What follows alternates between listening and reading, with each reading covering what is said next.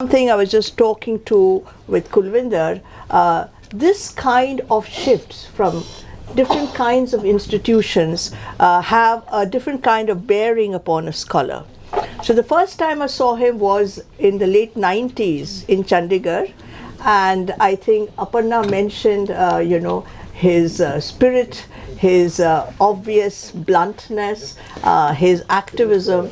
And at the point I met him, it was in a seminar. I don't even remember what the topic was, but I do remember him standing up and disagreeing with many issues that were being said. And he would intervene at periodic times and come in, And it was the sheer passion of his intervention, which was extremely attractive, and with which I know we are insular, Vivek, from JNU, but then we felt there was a kindred spirit, a kindred spirit of somebody who felt so strongly about certain kinds of issues, and these kind of overall milieu have a bearing on institutional intellectual practices. So where you are defines not just your theoretical orientations, but how you locate your discipline vis-a-vis the larger society and your larger role in society, what kind of thing it is. So I'll sort of look at, begin from that point, begin in a certain sense from the beginning, that very foolish question, but it gives you a lot of opening. Did you always want to do sociology, or what was your entry to sociology? Very interesting question. I mean, I don't know how far to be honest. Be honest. Be honest, right? Yeah, I mean, I came from a family of refugees, and I'm using the word refugee, underlining it. Our family came from the other side of border. There were families, now there's a lot of work on partition. Ravinder is also sitting here. There would be others who have done that. There were elite refugees who flew from Lahore and who kind of reached safely. Our family was not in that class. Our family actually had a tough time. My eldest brother was born on the way, and that was actually they were walking, my grandmother and my mother, and it was quite a tough life. So I was born in early 60s. I'm retiring a little earlier than I should because my date of birth is not really matching the actual date of birth that my mother tells me, and I kind of, when I check with my brothers, I was 5 years younger to my older brother, then he's this, so I'm kind of around 64 plus perhaps. So, we had no education project. My parents were educated, both of them were educated. All my brothers are educated, 2 of them are doctors, and I was the youngest one. And they didn't really expect much from me, because I was also kind of relaxed. I did my schooling reasonably well, but they were not thinking I will become anything big. So at that time, if you are studying, then the best thing you would do, if you are not doing science, everyone else did science. One of my brother became engineer, 2 became doctors. So I was not really a very bright child. So I went into humanities as a BA, arts, as there were only 2 divisions. Third was commerce, arts or science. So I went to arts. So within arts, when I became a little more ambitious, I did economics. And I found economics utterly boring, utterly useless, and also incomprehensible occasionally. But I figured out that this was, kind of not the kind of thing that I wanted to do. They would start with ceteris paribus. Then I also became a kind of activist, political activist, and then we wanted to change the society. And this was also the time when our parents' generation, actually our generation also was invested in what we have been talking about, making of this nation. There were lots of possibilities that we need to change everything, only then our lives will change. And when we do that, we will also be very happy. So many people in my family, in my kind of cousins and uncles, they were in business. I could have done that, but that was something that I ran away from. So I literally ran away from that, and then I landed in Pune. And sociology was a kind of vague subject at that time. And I remember joining sociology, but there was not, sociology wasn't taught everywhere. it was a much smaller discipline. And Pune University was one of the places where sociology was taught, and I could get admission there very easily. They didn't have many students. And then this was also a mission mode. When I went to Pune University, I don't think there is anyone from Pune here. There was one person, yes. Ajay is sitting there. Pune University in 1980s was a very interesting and very Brahmanical place. Very exclusionary and very exclusive space. Really very, very pretty campus, expensive to live in Pune. My brother promised me to give him 600 rupees per month, not more than that. Out of 600, 300 used to go to the university hostel, mess, etc., etc., and I would have 10 rupees in my pocket, and you got a meal for 3 rupees. So breakfast for like 2 rupees 50 paisa or something like that. But I spent all my time in the library. And when I started reading sociology, I had mixed feelings. On the one hand, sociology was confused with socialism, and you would have perhaps grown up with similar kind of textbooks. On the other hand, sociology in the Western context where people wrote about sociology, I read a lot of literature on sociology because I had made the choice. Everyone said that sociology was a conservative discipline and a conservative response to Marxist theory of society. So I kind of, when I read sociology, I thought it was quite an interesting subject. Even I remember reading somebody like Durkheim, treat social facts as things. I thought there was something very interesting in it. So I think I was drawn to sociology once I was exposed to it, and it was never looking back. Yeah, I sort of take it from there and say, so your first encounter was in Pune, and so what were the intellectual influences, who influenced you, and since you've shifted institutions, how was that very different looking back, say from Punjab or Hyderabad or JNU? I think my appetite was much more than the food that was provided to us. We did have classes were held. I mean, Pune was a very interesting, very civilized place. We are teaching, university would open at 11 o'clock and it will close at 6 o'clock. That suited me very well. Temperamentally, I always woke up late. I remember once I went to the class at 11 o'clock and this person is coming out, why did you not come for exam?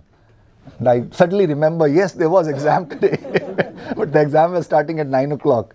So it was a very civilized place, right? Very nice place where you could gently wake up. I used to work till 3 o'clock, 4 o'clock in the night, and then I'll sleep till 9 o'clock. And my appetite for intellectual hunger was much higher than the food that was available, if I put it honestly. So I also attended, I remember there used to be a very well-known philosopher, Sundar Rajan. He was teaching there. I attended his classes on philosophy of social sciences. Professor D. Antanagre, obviously, the one who kind of, was, he also liked my being there. There were other teachers also, but more importantly, the library. And I think I also was friend with lots of these people who were, Pune had not become a radical place at that time. Later on, when Dalit and OBC intellectuals came, it became something very different. But at that time, it was a very kind of, Brahmanical is the right word. I saw Brahmanism when I went to Pune in operation, and the kind of city it was, and city was also organized on caste lines, and the campus was at some level very elitist and very alienating for me, but at the same time I was also accepted very easily. I have very good friends and very good classmates. I'm in touch with some of them even now. So I remember there was a professor of psychology, and his daughter she was 1 year senior to me. So I became very good friends with her, and even now when I go to Pune, I stay with them. So this was an interesting kind of time, and Pune could have been more, what one should say, enriching if I had come to JNU. Perhaps it would have been much better for me to kind of, I would have read very different kinds of things. But maybe it gave me the time to read on my own, which I think had its own value. I'll take up from there and refer to something you once told me, Vivek, long ago about the relationship between the larger society and the university. So you mentioned Pune being a very Brahmanical institution. Pune city was a Brahmanical city, and the dynamics of the city perhaps constituted the university. So we were talking in the light of once when I had done a paper on JNU, and we were talking to Vivek about it, and he said in JNU it was so diverse the faculty was diverse, the students were diverse. We could not use our own roadmap to say who is who. Whereas over there, you could immediately, just like to bring in the concept of para, which was presented, that in the para you knew exactly who is who. So in the university, likewise, you know who is who. But when you come to a metropolitan university, which is very diverse, that is different. So from that point, say Hyderabad would be very, very different in terms of its diversity, because that brings us to the question about the university as a place. Can it be a place where everybody is similar, comes from similar kind of backgrounds, and what is it that it does to knowledge production? So maybe on Hyderabad, you know. Yeah, I think this is a very important question, because most of the literature on privilege, for example, which is produced in United States of America, it is either on schooling, or when we talk about privileged education, we refer to Ivy Leagues. And there's a particular kind of, in some sense, caste system that operates much more actively in the Western university system. When you go to Oxford, I've been to Oxford many times, I've done my postdoctoral research in Oxford. I was also invited to deliver Radha Krishnan Memorial Lecture by All Souls College, which is the most elite of the elite colleges of Oxford and most conservative of the conservative colleges of Oxford. So these are places which are in their university life or education, I think is much more casteist in a very abstract sense of the term. It's very hard to move from one stratum to the other stratum. You know, people who have studied in a small town, you would not find them in Harvard University or in Princeton undergraduate. They could be there for PhD, but undergraduation is a very, very kind of privileged, bounded space. Likewise, you know, most of the studies, Shamush Khan work on privilege, the school itself is the site where class is reproduced. That's why Bourdieu is talking about France, not about India. Yes, we have caste system, but I think because this was a kind of, you know, Nehruvian education system which we inherited, we don't know what will it be after 20 years or 10 years, it was a very diverse space. And I kind of realized it the moment I came to Pune, to JNU, and I actually was very envious of JNU, and I was envious of JNU students, hostel life of JNU. I was also a warden, and I was kind of really feeling angry. If I was here, it would have been so much very different, right? Pune was still at some level homogeneous. There were people like us who were from nowhere, were trying to make sense of it, and there were some students who came from the city and they had a different class. There was interaction between us, but then there was no political discussion. There was no engagement with that diversity. So, and likewise, you know, other places also. But Hyderabad? Aparna is here. So Hyderabad is what taught me about inequalities and caste. And when I reached Hyderabad, the two words that all the time kind of I heard, before that I in Pune, it was not only, Pune was Brahmanical city, even sociology was taught in the same manner. I remember we had Professor Valunchkar, he taught us course on Indian society, and there was another course on weaker sections of Indian society. I did both those courses, and it was purely Dumontian and Orientalist. And I had such bad taste. I said, you know, whatever I do, I will not work on caste. Right? I don't want to be reproducing this kind of narrative of India through my work. So my earlier work was on class.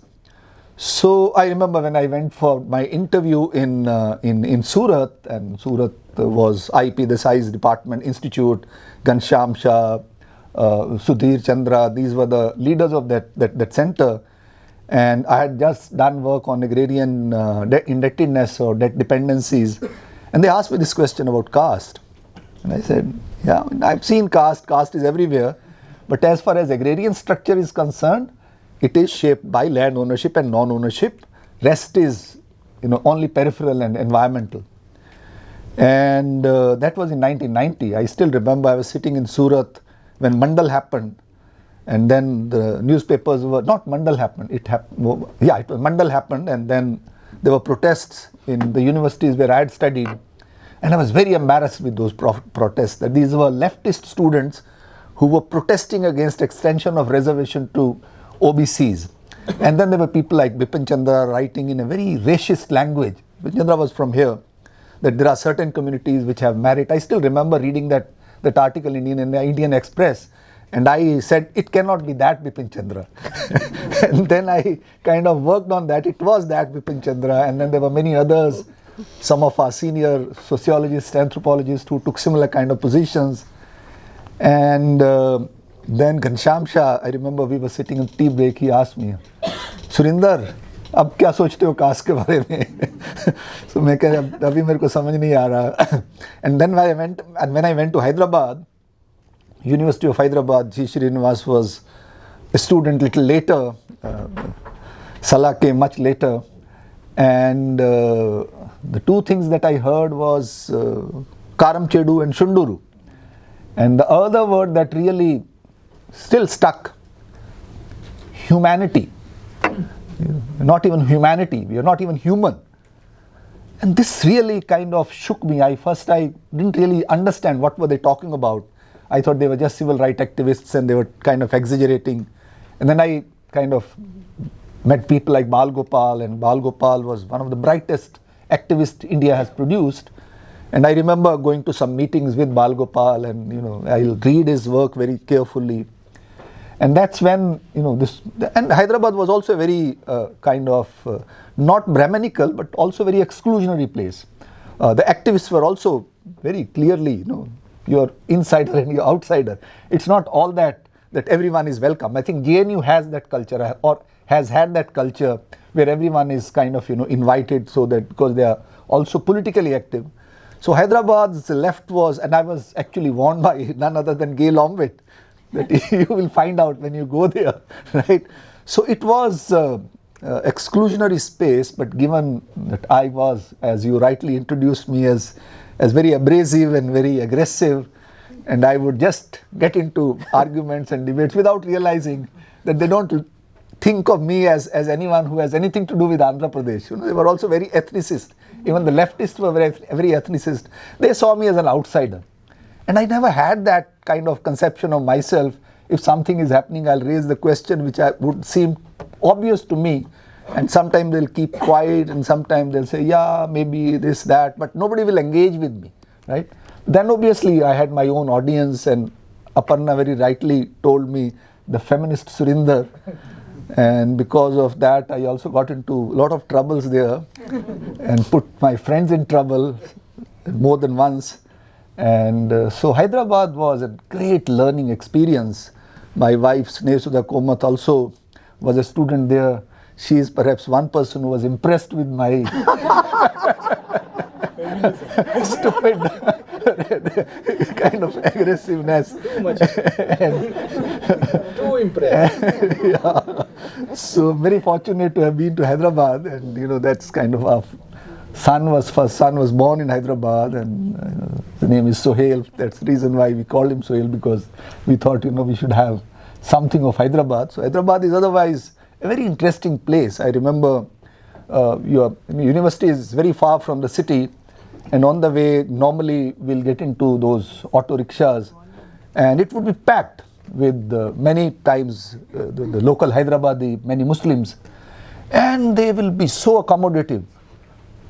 Please आइए बैठिए जगह तो है नहीं, and everyone will move slightly. I mean, Hyderabad city is lowest class, the lower down Hyderabad or average Hyderabad is very accommodative and very open and very relaxed. And then obviously there is academic elite everywhere, there is activist political elite, which I thought was much more exclusionary. I should not say this perhaps. And after that it was back to Chandigarh, Punjab.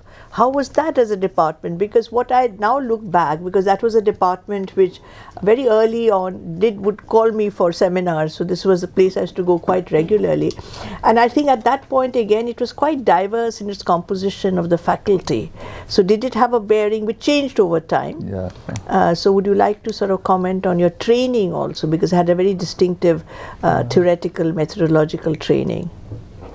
Again, Chandigarh was a bit like Pune. I mean, I had much more intellectual appetite than what I got from there. But it was otherwise a very interesting place. It was, I remember they had a seminar room, room like this. Wednesday. Every Wednesday. Yeah, every And I remember Professor Surinder Singh going from Delhi University to deliver lectures, and it was always, it's like, you still have some space here and there. Up to here, everyone will be sitting and listening to him like he was. And he was obviously very happy doing that. Professor Dhanagare visited us at that time. Same thing happened. It was a very vibrant place, large faculty, very interesting department. It was also one of the leading departments. Absolutely. Apart from, I think, JNU and Delhi, third was Punjab University, it was Centre for Advanced Studies. And from going from Hyderabad to Chandigarh, my colleagues, and including Vice Chancellor Professor Govardhan Mehta, called me and said, "Why the hell are you going there? We'll give you whatever you want." But I think partly it was caste. I had been so I was feeling lost that, if I have to study caste, then I should go back. This is not where I can study caste. I know my caste. I know my family has a caste, and I've seen my mother discriminating against a woman who used to work in a house. Not discriminating, but at least her vessels would be separate. We were very fond of her name. I still remember her name was Fimo. I should someday write something on her. And she was a Dalit woman, and there was very clear division. So I thought if I have to talk about caste, I should start with, my own context. Why should I? That's why I have those essays on caste and Sikhism, a survey of caste in Punjab. So I went to Chandigarh. By that time, Chandigarh had changed, right? You were right. You are talking about your experience of Chandigarh, and later it was a very duller place at some level. Lots of people had left. People who taught me, they had retired, and they also, like it is happening everywhere, they didn't recruit too many people. And this was also late 90s. The world was changing already. So both of us obviously got jobs there in Chandigarh, but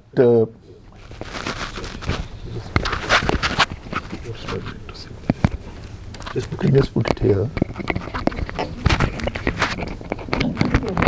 Now you will be free. उसको लगाने की जरूरत नहीं है. Thank you. If you want.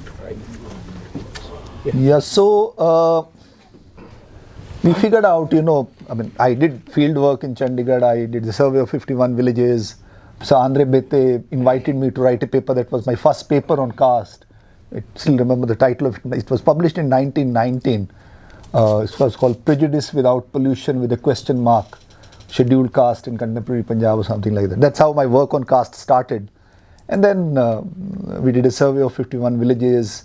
And then I figured out my own framework on caste, and which continues to be a very different framework. That book on caste in some sense describes that. Lots of people disagree with it. For me, caste is a Nanduram edited that. Yeah. Context specific, region specific, and then this. They don't realize that I have to talk about caste in my region. When I say that, this thing about Varna hierarchy, it works in some region, in other regions it doesn't work. They think I'm contesting the very foundational understanding of caste. But that foundational understanding of caste, in my understanding, is also an Orientalist understanding of caste. Therefore, it needs to be empirically engaged with. That's why since morning we have been talking about empirical. So Chandigarh was I would have stayed there, but then I got tempted by you people. Why not? So, In fact, once he joined here, we had some of the most wonderful years, very engaged. Because if you hear what Surinder is saying, which challenges the key sociological question of self and society, he says, my appetite was always larger. Most of us, in a certain sense, our appetites are defined by the world outside us. But he obviously had a kind of drive which sort of extended beyond. You see, I could have been very happy teaching in a school or done nothing. So it was always the context, whereas in your case, when you mentioned Pune or Hyderabad or Chandigarh or JNU, and this is something which on lighter vein, many of us talk, that none of us can have that drive, It is a kind of self-propelling one, and we admire that, but again, like I said, but that was a sort of aside. The other thing which was interesting me when you said that I have to understand caste in the region I'm most comfortable in, which raises broader questions about, do you study the other or do you study the self? And in India, from M.N. Srinivas onwards, everybody's discussed this issue. So how would you look at it? What is it which, I think this was discussed earlier, how familiar you are with all the little details and how unfamiliar you are, Two things. First, you're talking about my obvious, visible restlessness. My colleagues in Chandigarh were very sure that I will not stay in JNU for more than 3 or 4 years. And I feel some people in JNU also thought, ye chala jayega. You'll go abroad, that's what we were thinking. Precisely. But you will go abroad. Chala jayega, yeah. So, and I actually fell in love with JNU at some level. I have my problems with JNU in different ways. All of us have, we should have. There's nothing wrong with that. But honestly, what I like about JNU, or at that time liked about JNU, was the joy of teaching here, right? The classroom and students. I knew I will not get them anywhere. And abroad I traveled. I remember from Hyderabad itself, I had gone to, that was my first visit, I got this Charles Wallace Scholarship. Believe me, I was in this very interesting place and I found it utterly boring and utterly uninspiring. You don't need to do, I mean, how can you do academics living abroad? I mean, living in a Western city. They have no notion of the kind of passion that we are talking about. Then I was in Oxford. Again, Oxford was much more interesting.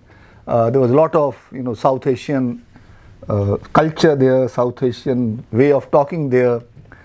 But I was not really, impressed. I thought, living here gives me some food for thought, really, something that, actually I was very self-conscious, and it's not like it was impossible for me to go abroad. I think JNU was something that I kind of thought, if I have to do academics, Delhi and JNU perhaps are some of the best places in the world. At that time, I think these were one of the most interesting academic spaces. I started saying that, there's only one university left in the world, and that is Jawaharlal Nehru University. The rest of them have become workshops or, production houses of different kind. And believe me, many Western universities, wherever you go, there's so much professionalism. And here, people kind of engage with something that... So this brings me to self and the other. So when I'm talking about caste, again, this is a kind of notion produced by the white man, because white man always saw himself as the other of the self that they were studying. And I think this binary doesn't exist for us, and this has been debate within sociology about sociology and anthropology. We always see us as having multiple selves, and I have multiple selves. My wife is a Malayali. I'm father of 2 children who speak Malayalam, who are like Hindus and Sikhs, whatever you like to call. So when I was talking about caste in Hyderabad, I wasn't excusing myself that I don't belong here. It was precisely because I thought I belong here, I belong to this culture, I belong to this society, that I need to go back to Punjab. And when I go to Punjab or Haryana, where my first work was, in Haryana we were refugees. So am I a self there or the other there? I was studying Haryanvis, hardcore Haryanvi farmers and agricultural laborers. When I go to a Punjab village, this time I went last week, I was in Sangrur village, because now I'm old and they kind of saw me as a very acceptable. So somebody offered me, that if you want to come, we'll build a house for you, right? So first time I felt that, there was some home. So I think academics is also a place which uproots you. But at the same time, it helps you to also belong to the world. So that's why I kind of these days talk about, against diversity. That there is one world, there is one sociology possible. And methodological nationalism, which I talk about in my classroom, how methodological nationalism at some level limits the possibilities of sociology, even though it also enables the possibilities of sociology. That how does one imagine human futures and nation state. Today also there was discussion about, when I think Tanveer was talking about Ambedkar reading, talking about nation. So there are very interesting kind of issues that were opened up by Western modernity, but then it also were limited by Western modernity. And I think it's from here that we need to push them. Yeah, because I think we are historically located in a very, very different point of time from the time when we began. So in my early classes in JNU, when I came for the masters, and everybody began post-World War II. Everybody began, with the end of the World War II, the question of the shift of the intellectuals from Europe to the United States of America. So there was a new paradigm, erstwhile colonized countries becoming independent. And that was the milieu, the modernization framework. It was Cold War and the whole idea of Marxism on the other. We are now entering a period completely fundamentally different. So if JNU was the last bastion of workshops, we are all workshops now, and we are all professional. In some sense, there is a uniformity which is in place. And how do we engage with social sciences? You also said that question of passion and its absence in a certain sense, maybe in the global north. But the whole question of passion emerges from the intensity of the social context. So maybe the emergence of the far right in the global north, when you feel very strongly about the immigrants down the road, you feel very strongly and therefore you articulate it in that fashion. When everything was hunky-dory, post-World War II America was at its very best. So you could do that. But America did have the whole race questions because after all, into the 60s, it was a segregated society. So you had those dynamics. But much of Northern Europe, where you probably had social welfare more successful than ever, than in other countries, that you had a certain quietness which disturbs us. What do we do there? The slow, stable, never angry, never disturbed kind of mode. And you feel a little out of world. You feel uncivilized. That why are you speaking so loudly? Why are you saying that kind? We had the same tension, Ravinder is here, between JNU and DU. Like you felt we shrieked too much. We spoke too loudly, in the sense, why did we feel so strongly about an issue where we should be just studying it? But that happens with the engagement. Whether it's a bad thing or a good thing, I do not know. But for me, it's a necessary thing. It's a necessary thing for the best scholarship to emerge. Just like you need academic spaces, you need a stage which allows that. You need fervent. If you look at historically, that's where the best writings came. If you look at literature, see the Russia, pre-revolution, you had this incredible richness, and then you have a certain kind of, whatever could be the reasons. Likewise, we have a different kind of system now. Earlier it was very, very clear. It was either state control or not, or it was market control or not. Now it is, in a certain sense, for the young generation here, you have to find new theoretical, methodological questions, of how you proceed forward. So I just wanted you to sort of think about these because I think, it's important. Do we have a choice? Yeah, we have no choice, but what do we do? Asking you a question. Yeah. You are president of Indian Sociological Society, and last 10-15 years I have been in some sense associated with Indian Sociological Society. The amount of time that you have spent on trying to do something and trying to do something for the profession, I know your energy level is not as high as mine was in my 30s or yours was in your 30s, and you are doing more work now than you did before. How would you respond to that question? Yeah, I would respond that is what I mean. I mean that the spaces that we live in are already constitutive of the societal presses outside, right?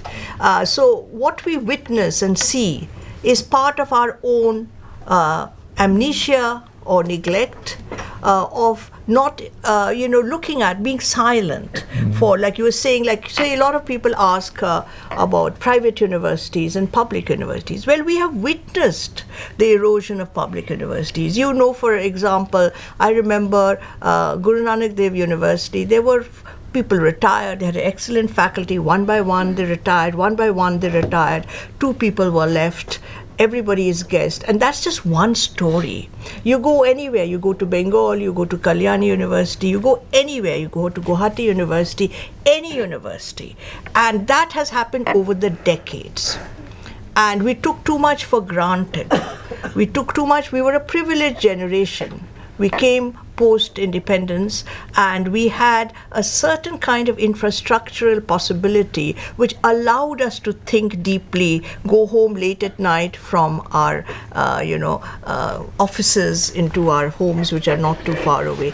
That is not there. For young people here, they know most of the time they're applying for a bleak job here, they may not even get it. They spend hours, So so it's in that context I actually thought I will get into the real world. I haven't done very well in that real world, but I tried. And I think it is a challenge for sociologists to engage with that. The messiness is part of our history and part of what is happening. And part of, you have the North European countries with a great sense of professionalism, neat, clean, in order. We have a society where the question of the public and the private is something we don't take very seriously. So if I'm nice to Surinder and Surinder is my friend, that's good enough. Nothing else matters. It doesn't matter what your scholarship is. It doesn't matter what you write. He's nice to me. And tell me, who won't be nice to who?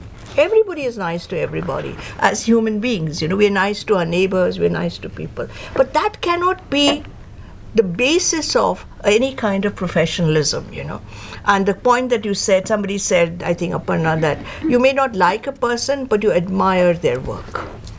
That distinction doesn't exist, That khatirdari culture, which is, I think, everywhere, we took very good care, and that is good enough. And I think that is something, like for me, this 2 years has been phenomenally interesting, challenging, also rewarding. I've got to know so many people. And also know when we say that you're actually not studying the other, you're studying multiple selves who are all in the same profession. And they are the dynamics that they bring in. And also the sense that we don't know each other. Which is also a learning experience. So I think it's sort of interesting as sociologists. I don't think economists are going to study their economic association, or history would study the historical association. And therefore, a lot of people who work on intellectual histories, intellectual ideas, I think you can never have intellectual history or intellectual ideas until you locate them in the institutional context. They don't happen in abstract. There's definitely an institutional crisis, but I think we need to go back to our old friend C. Wright Mills and try to use our own methodology to make sense of it. If we were to look at, again, hope is a political responsibility, and one has to look for it wherever one can find. One way of, I completely agree with you in terms of the narrative that you have constructed about what one would call as crisis of higher education or institutional crisis in general. There's no doubt about it. There's nothing that one would disagree. And I think if that was to come back to us, definitely we middle classes, urban, or perhaps also the nation state. JNU has produced so much kind of resource for the nation, for nation building, bureaucrats, and wherever you go, any college, any university, you would find a JNU faculty, and they are the ones who are invariably the best teachers. So the entire system of education, and then they produce textbooks in schools also. So the contribution that JNU has made, or our generation has made, previous generation, is tremendous. We don't even realize the value that JNU has added to this country called India. And obviously it should kind of thrive, it should kind of keep doing its job. But if one looks at another level, there is also a process which in some sense alienates us from large masses of India. And if you go to even a place like Banaras Hindu University, which is a very kind of big university, very mainstream university, and I think now they are ranked perhaps higher than us in many ways in terms of funding and stuff like that. They are one of those Institute of Excellence or whatever it's called, lots of money. But if you're sitting in the selection committee, 70% students who appear for the faculty positions, their theses are written in Hindi. They can't speak English language, right? We can say that this kind of obviously is an institutional crisis, but it is also a moment of transition, right? And there are kind of native, or whatever, vernacular is a very wrong word, but there is a democratization of intellectual traditions, and they are also going outside the university. If you were to just look at a total number of publications published in a month or in a year or in a week in India, and if you were to compare it with 20 years back, 30 years back, with so-called golden period, 1970s, I feel both in terms of quantity and in terms of quality, the intellectual engagement today is much larger, much higher. I participate in Punjabi kind of public sphere through YouTube channels. I have 2-3 channels where I participate, and within hours the audience will be 50,000, 30,000, 10,000, sometime even 75,000, and they're heard, and these are serious discussions. So how to take that into account when we are talking about decline of intellectual cultures? And I don't think there is a decline of intellectual cultures. Times have changed. Times have changed everywhere. I mean, New York is also experiencing a different kind of churning. So when will that start happening in India, or if it is already happening in some way or the other, we don't really know. I mean, as sociologists, I would never say that things are flat, because they are never flat. And they are never flat, but obviously this is a moment for us to kind of reflect on that, and not to kind of try to arrive at easy solutions or easy conclusions in the way we understand our society. And I think India is a very, very vibrant place. We saw, I mean, I'm very fond of farmers' movement. This was a moment also of decoloniality, where farmers came with all their own resources. They were speaking in Punjabi, they were langars, and the radical left was following them rather than leading them, right? And I think that inversion that took place suddenly, it was remarkable. And I think we need to take that moment seriously for our own theorization of the world, not only of ourselves. I feel the new theories of the world will emerge from here. And they are not, and India is a very fertile place. Earlier also we have produced global intellectuals, but they have been in the Western traditions. I don't believe there is anything called Western tradition or Indian tradition. I don't think these binaries make sense to us. We have to produce a new kind of global intellectual tradition, which would obviously should be in collaboration with everyone else.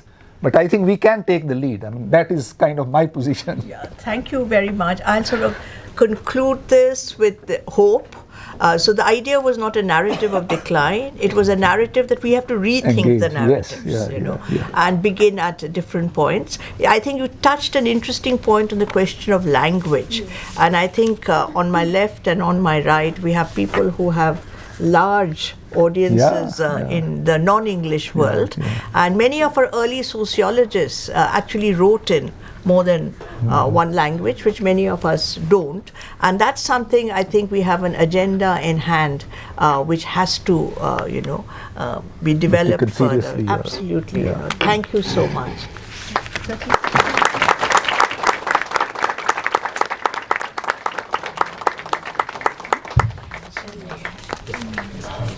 Before I give vote of thanks, let me take a few moments. I hope my co-conveners allow me to.